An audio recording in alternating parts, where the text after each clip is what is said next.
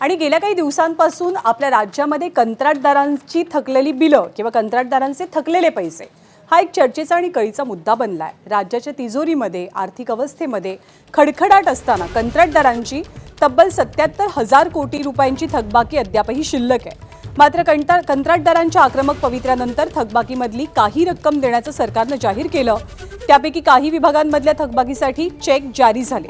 मात्र ट्रेजरीकडे पैसेच नसल्यामुळे हे चेक वटत नसल्याचा आरोप राज्य कंत्राटदार महासंघाचा आहे। गेल्या वर्षापर्यंत कंत्राटदारांची जवळपास 89,000 कोटींची देयकं प्रलंबित होती।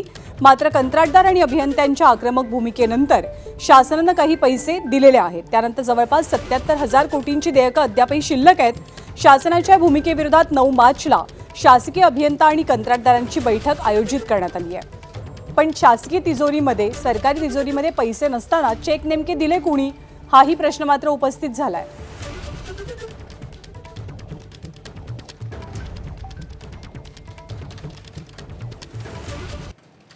ऑर्डर पहिल्यांदा पूर्ण काढायची, त्यानंतर सांगायचं की जी ऑर्डर काढलेली आहे 326 कोटीची त्याच्या अगेन्स्ट फक्त 30 कोटी 30% रक्कम तुम्ही वाटप करा। ठीक आहे, 30% वाटप करा म्हणून जी तुम्ही 14 डिसेंबर 2025ला ऑर्डर काढलेली आहे। आज 14 डिसेंबर नाही, आज 14 फेब्रुवारी संपूर्ण मार्च येत आला आहे, अजूनही 30% रक्कम तिजोरीमधून पास होत नाही। याचा अर्थ शासनाच्या तिजोरीमध्ये ऑर्डर काढल्यानंतर ते कागदोपत्री फक्त झालेलं आहे, प्रत्यक्षात निधी दिसत नाही आहे। डिसेंबर जानेवारीपर्यंत आम्हाला सर्व पेमेंट तुमचे थकबाकी पूर्ण करू असं आश्वासन दिलं होतं, पण त्याच्यावर कोणतीही कार्यवाही झालेली नाही आहे। आणि आता आम्हाला कंत्राटदारांच्यावर फार वाईट परिस्थिती निर्माण झालेली आहे। आम्ही 9 तारखेला अधिवेशन घेणार आहोत मुंबईमध्ये। त्या अधिवेशनमध्ये सर्व गोष्टी ह्या मांडणार आहोत आणि त्याच्यानंतर आमच्या आंदोलनाच्या दिशा ठरल्या जातील। आणि कंत्राटदारांच्या आरोपांनंतर विरोधकांनी सुद्धा या मुद्द्यावरनं सरकारला चांगलंच घेरल्याचं चित्र पाहायला मिळालं। अनेक इतक्या मोठ्या योजना या असलेल्या आणलेल्या आहेत। काल सुद्धा राज्यपालांच्या भाषणामध्ये जर आपण बघितलं असेल, इतकी मोठी आकडेवारी दाखवलेली आहे, इतकी मोठी आकडेवारी दाखवलेली आहे। कसं काय महाराष्ट्रामध्ये या असलेल्या विकासाची गंगा आम्ही आणतोय, परंतु दुर्दैवाने गेल्या काही वर्षापासून कंत्राटदार टेंडर निघालं, पण कंत्राटदाराला त्या कामं मिळाली परंतु त्यांचे पैसे मिळाले नाहीत। अद्यापही कुठल्याही परिस्थितीची माहिती सरकारच्या वतीने किती थकबाकी आहे, काय थकबाकी आहे सांगितलं गेलेलं नाही। उद्या कदाचित दुर्दैवाने याच्यातून एखादी आत्महत्या झाली तर तो सरकारने केलेला खून असेल असा आमचा जाहीर आरोप आहे।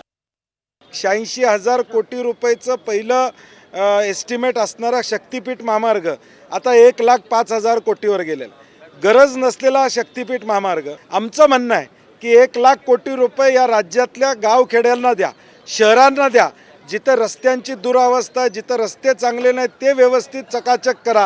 हे 1,05,000 कोटी फक्त कॉन्ट्रॅक्टरांसाठी, तो त्या लाडक्या कॉन्ट्रॅक्टरना भलेही शहरातली कामं द्या, परंतु शहरातले खड्डे आणि या राज्यातले सगळे रस्ते चांगले करा अशी आमची सरकारला विनंती असणार आहे।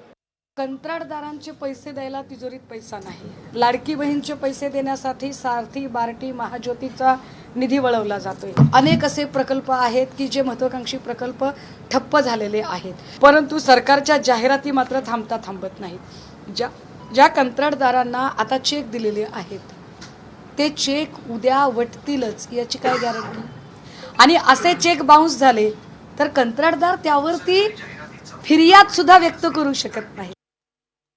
आणि या सगळ्या वादविवादानंतर विरोधकांनी घेतलेल्या आक्षेपानंतर गिरीश महाजनांनी प्रतिक्रिया दिली की सरकार कुणाचेही पैसे थकवणार नाही। कॉन्ट्रॅक्टरचे सगळे पेमेंट सुद्धा सुरू आहेत, टप्प्याटप्प्याने ते सुरू आहेत।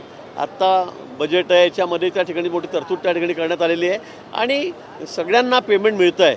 थोडं कदाचित मागे पुढे होईल झालं असेल, पण मला असं वाटतं की कुणाचे पैसे राहणार नाहीत। सर्वांना या संदर्भात या ठिकाणी त्यांनी कामं केलेली आहेत त्या ठेकेदारांना पैसे दिले जातील। एबीपी माझा, उघडा डोळे बघा नीट।